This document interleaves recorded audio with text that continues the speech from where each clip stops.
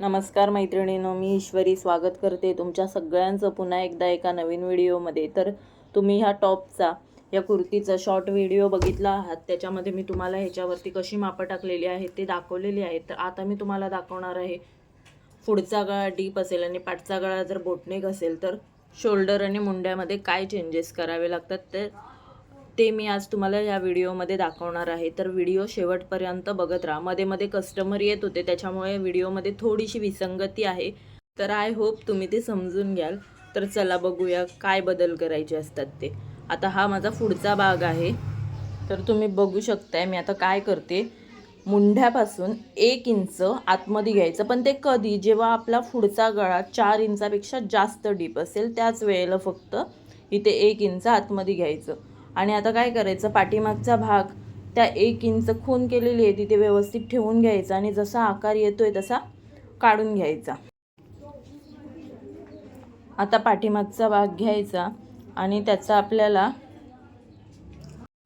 मुंड्याचा भाग आहे तो आपल्याला मोजून घ्यायचा आहे, किती येतोय ते बघायचं आहे। तर आता इथे माझा 10.5 इंच आलेला आहे, तर ते 10.5 इंच आता आपण पुढील भागाच्या मुंढ्याच्या बाजूने मोजायचा आहे। आता पाटील भाग आपण शोल्डरकडून मोजला, तर आता इथून आपण खालच्या साईडने मोजायचं आहे। तुम्ही बघताय खालच्या साईडने म्हणजे मी कुठून बोलते ते।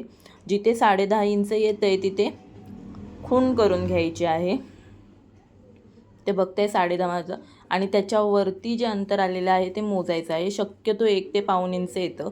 आणि आता काय करायचं आहे, आपल्याला पाठीमागचा भाग परत एकदा घ्यायचा आहे आणि आतल्या आपण जो शोल्डर मुंढ्याचा जो आतमधून भाग दिलेला होता तिथे जॉईंट करून ठेवायचा आणि गळारुंदी पाठीमागच्या भागाची गळारुंदी मोजायची। आता माझी इथे 3 आहे, तुम्ही बघताय मी पाठीमागच्या भागाची गळारुंदी मोजलेली आहे। आणि पुढे हा राहिलेला भाग आहे तो आपला इकडचा 1 इंच जो कमी केलेला आहे तो तिकडे कमी पडलेला आहे, तर ते एवढं लक्षात घ्यायचं नाही, ते सोडून द्यायचं। आणि इकडच्या साईडला आपल्याला पाऊण इंच अंतर ठेवून जेवढं आता आपलं आलं आहे, आता तिथे जर 1 इंच आलेला आहे त्याच्यामुळे मी इकडे पाऊण इंच ठेवलेला आहे। तिथे जर माझं पाऊण इंच आलं असतं तर इथे मी अर्धा इंच ठेवलं असतं, म्हणजे पाव इंच कमी ठेवायचं आहे गळ्याच्या साईडने। आणि हा भाग कट करून घ्यायचा आहे। कट करून झाल्यावरती आपल्याला पाठीमागचा भाग घ्यायचा आहे आणि पाठीमागे आपण जेवढी गळारुंदी घेतलेली होती, तर मी इथे 3 इंचाची गळारुंदी घेतलेली होती, तर तेवढंच 3 इंच टाकून घ्यायचं आहे। आणि पाठीमागचा गळा आपल्याला 1.5 ते 2 इंच एवढाच ठेवायचा आहे, त्याच्यापेक्षा जास्त ठेवायचा नाही आहे। तर इथे मी 2 इंचावरती खून केलेली आहे आणि गळ्याचा आकार देऊन कट करून घेते। जेव्हा पुढचा गळा 4 इंचापेक्षा जास्त असेल तेव्हाच तुम्हाला या प्रकारे कटिंग करायचं आहे। जर तुमचा गळा 4 इंच किंवा त्याच्यापेक्षा कमी असेल तर असं कटिंग करायचं नाही आहे।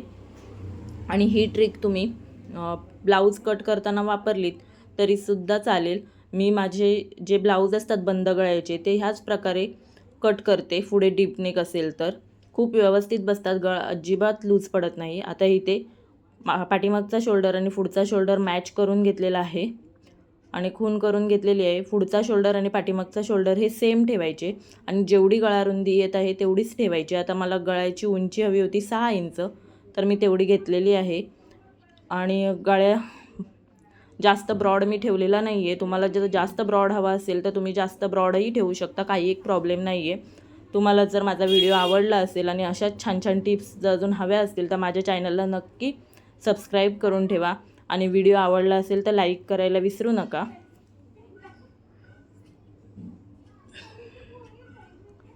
आता इथे मी हे कट करून घेतलेलं आहे। आता ह्या कस्टमरला पुढचा गळा जास्त ब्रॉड नको हवा होता, त्याच्यामुळे मी जास्त ब्रॉड ठेवलेला नाही आहे। तुम्हाला जर जास्त ब्रॉड हवा असेल तर तुम्ही ब्रॉडही ठेवू शकता, खूप छान वाटतो। माझ्या शॉर्ट व्हिडिओमध्ये तुम्ही बघितलं असेल, कस्टमरने ही कुर्ती तुम्हाला घालून दाखवलेली आहे। पुढचा गळा अजिबात लूज पडलेला नाही आणि त्यांना खूप छान प्रकारे बसलेला आहे। तुम्हीसुद्धा असं कटिंग करून बघा आणि मला सांगा तुमचा गळा कसा बसलेला आहे ते। पुढचा गळा लूज पडायला नको हवा असेल तर ही ट्रिक नक्की वापरून बघा, तुम्हाला नक्की फायदा होईल। चलो बाय, भेटूया पुढच्या एका नवीन व्हिडिओमध्ये।